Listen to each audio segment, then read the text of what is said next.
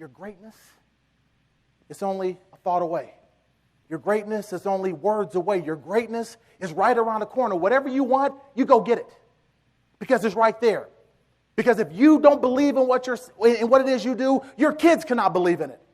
You've got to believe bigger than them so they look at you, they know that nothing is impossible. That's the power that we have here, changing our thinking. 5 years ago, I got called to speak to a group of kids, and I didn't want to go. They called me and they said, Mr. Garrett, we want you to come and speak for hospice. I don't want to speak for hospice. I don't speak to people who are dying. I speak to people who are alive. And I was in one of those moments. Anybody ever get into what we call a funky moment? You guys know what I'm talking about, where you have attitude. And I had attitude that day, and they would say, Mr. Garrett, I want you to come. I said, I don't really know. And I remember I called Bob Lawson. You may not remember this. I called Bob and said, Bob, they want me to go and speak to these kids about persevering after your parents die. What do I do? He says, go talk. I'm like, gee, thanks, Dr. Lawson. What do you mean? He says, be you. Be the best person you can be. So I said, great. So I'm going to go. So I went down to this camp. It was in the summer. It was like 105 degrees. We were in a cabin, no air conditioning. It was miserable. There was 15 kids there. All of these kids had lost their parents to drug abuse or AIDS. And I'm speaking to these kids. I'm like, what am I going to say? And a voice came and just said, just be you. Just be you. See, what I've learned in life, ladies and gentlemen, is that in order for you to discover who you are, you have to discover who you're not. You've been given a gift. You've been given something unique. Be the best person that you could be. And the thing about it was, I spoke to these kids about becoming a champion, about resiliency, and about just never giving up. Got in my car and I came home. I told my wife, I said, you know what? I said, I think that was a wasted day. And she says, Mark, it's never a wasted day. Whenever you are impacting the lives of children, if you give it everything you have authentically, it's never wasted. I'm like, okay, whatever. I had that funky attitude. Okay. 2 weeks later, I get a letter in the mail from a kid named Peyton.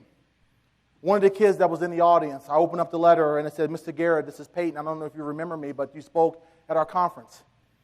I've since been incarcerated, and I just wanted to let you know that the CD that you gave me about being a champion and your message, I played it again and again and again, and every time I would listen to it, it would build me up. And when I stopped listening to it, I would just go back to negative things. Well, to make a long story short, Mr. Garrett, I just wanted to let you know that it was your message that kept me from committing suicide. You helped me to live again. And he says, I don't know if you'll ever write me back or whatever, and I'm not asking you to. I just wanted to say thanks.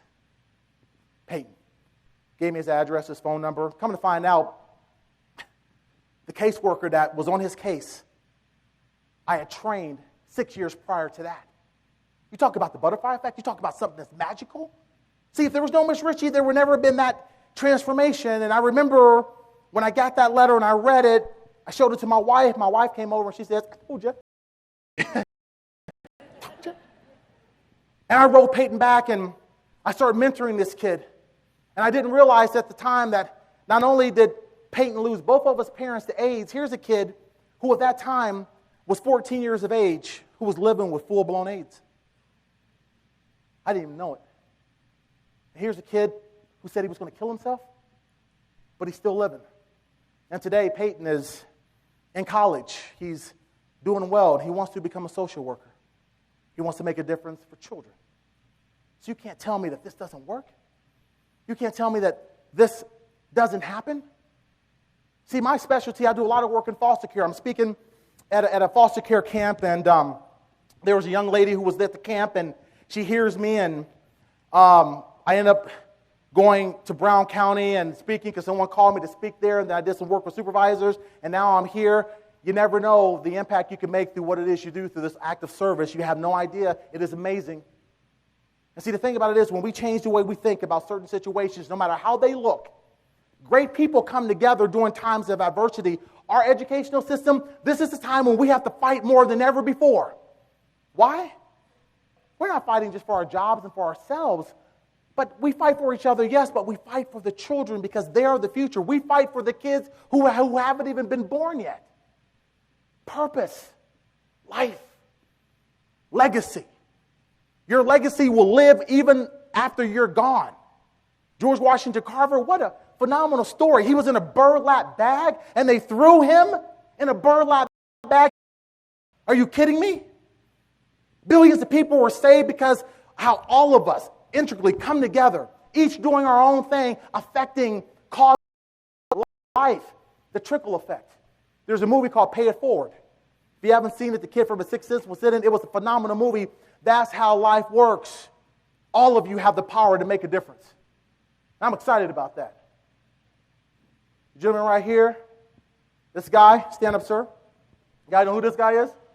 You know what I liked about him when I met him? His energy. The ultimate optimist. Every time I see him, he's got a smile. He's always dressed nice. No matter what's going on in his day, there's always a smile on his face. And I like that. That's what it's all about. Thank you, sir. That's what it's all about. Keeping a smile on your face, laughing. Believing in what it is you do.